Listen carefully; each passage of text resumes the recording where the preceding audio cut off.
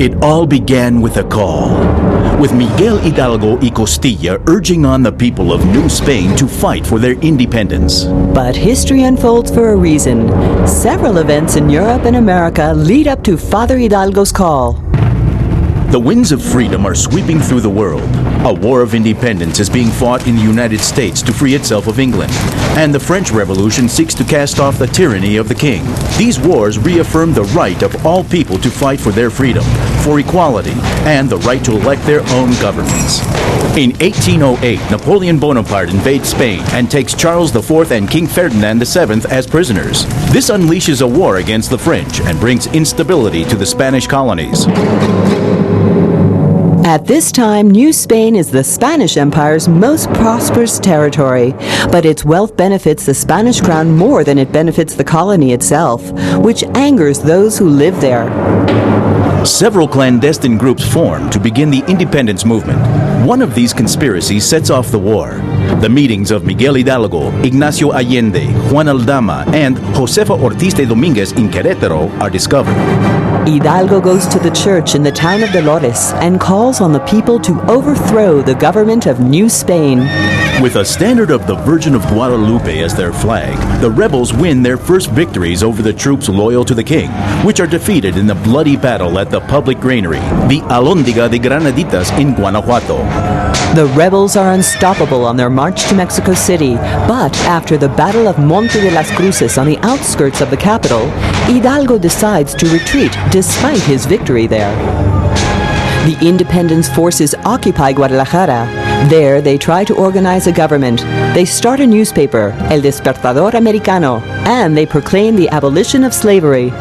But royalist forces under the command of Félix María Calleja follow in close pursuit. The two armies engage in combat outside of Guadalajara in the Battle of Calderón Bridge, where the rebels suffer their worst defeat. Fleeing north, Hidalgo, Allende, Mariano Jiménez, and Juan Aldama are ambushed and taken prisoners in Acatita de Bajan, Coahuila. Later, they are tried and executed in Chihuahua. After the death of Hidalgo, another parish priest takes command, José María Morelos y Pavón. The high point of his military career is breaking the siege of Cuautla, where 7,000 of Calleja's troops had kept Morelos and 3,000 rebels under siege for 72 days. In addition to his military genius, Morelos is a visionary who seeks to provide the new country with a political organization. He assembles the Congress of Anahuac and reads there a document entitled Sentiments of the Nation. In Apatzingan, Congress adopts Mexico's first constitution, which establishes the country's political structure and a division of powers into the legislative, executive, and judicial branches. But soon after, Morelos begins to lose his battles. In 1815, he is taken prisoner, tried, and executed. In 1817, the independence movement was losing momentum when a liberal Spaniard, Javier Mina, gave it new impetus by arriving in Mexico with 300 men to fight with the rebels. After a bold campaign, he is trapped and shot in the back, accused of betraying his homeland.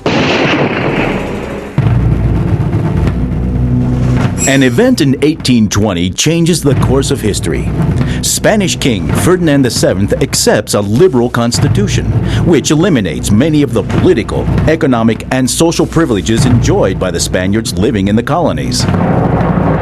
This accelerates the move towards independence in Mexico.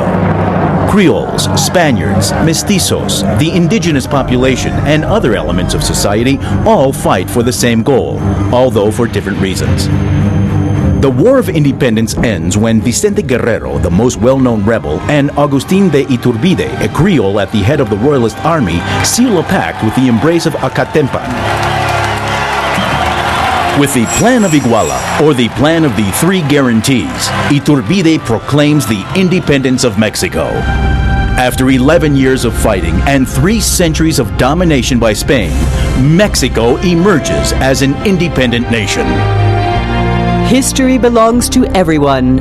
Bicentennial of Independence, Centennial of the Mexican Revolution, the Mexican government.